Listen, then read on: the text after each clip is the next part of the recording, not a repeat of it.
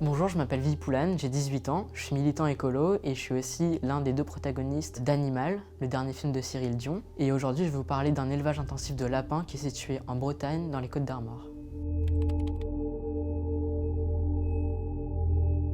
Là, du coup, on est rentré dans l'élevage de lapins et on voit que la densité de lapins par cage est énorme, ce qui est pas du tout des conditions de vie normales, quoi.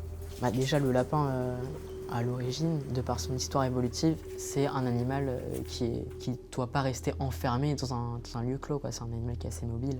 Donc déjà, ne pas du tout avoir de cage et qui puisse avoir un accès à l'air libre, etc. Enfin, c'est assez classique pour tous les animaux en soi. A priori, aucun animal n'a évolué pour vivre dans des cages. Enfin, il y a ce qu'on voit là, mais j'imagine que l'odeur doit être aussi extrêmement forte dans ces élevages-là.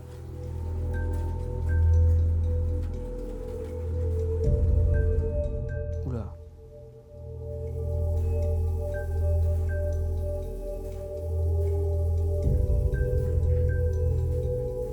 On voit qu'il n'est pas dans des conditions de vie appropriées, mais en soi, c'est quelque chose de classique dans la plupart des élevages.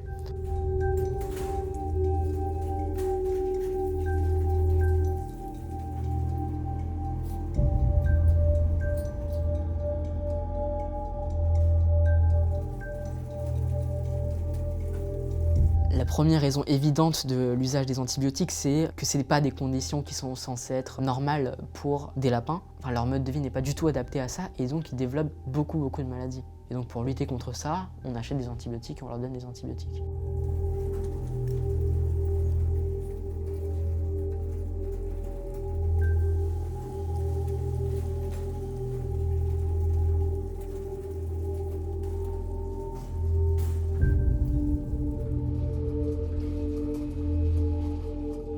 Donc là, on voit des nouveau-nés qui ont les pattes coincées entre les grilles de la cage et qui, a priori, n'arrivent même pas à se déplacer, quoi. Et on voit que la lapine ne prête pas particulièrement attention, ce qui n'est pas du tout normal, quoi.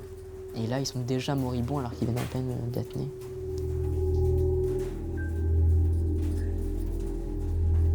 Du coup, là, on voit le bac d'équarrissage.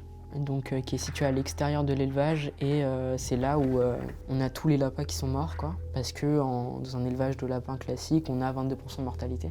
Et on voit qu'il y a aussi un lapin vivant, donc on ne sait pas trop pourquoi il est là.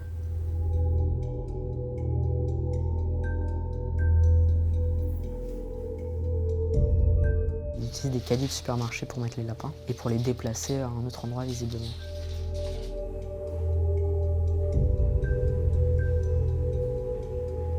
Mais là, c'est vraiment un fonctionnement de ferme-usine, quoi.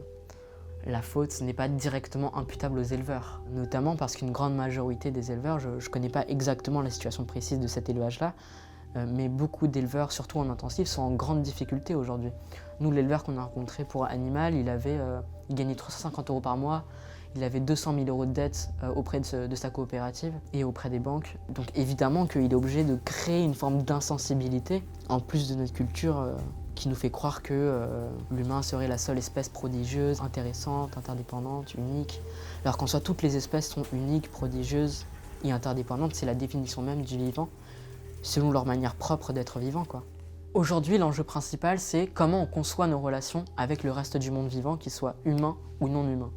Et l'élevage intensif, c'est un lieu qui est producteur d'aliénation extrême pour les humains, donc pour les éleveurs qui sont là-dedans, mais aussi pour les animaux qui sont en cage. Les deux choses qui seraient extrêmement importantes à faire sur cette thématique-là, ça serait d'avoir un moratoire sur l'élevage intensif, mais aussi d'accompagner les éleveurs qui veulent sortir de ces élevages-là. Donc il faut sortir de ce faux combat entre les éleveurs en intensif et les militants écolos et les militants de manière générale pour toucher le vrai problème qui est l'agro-industrie, les coopératives, etc.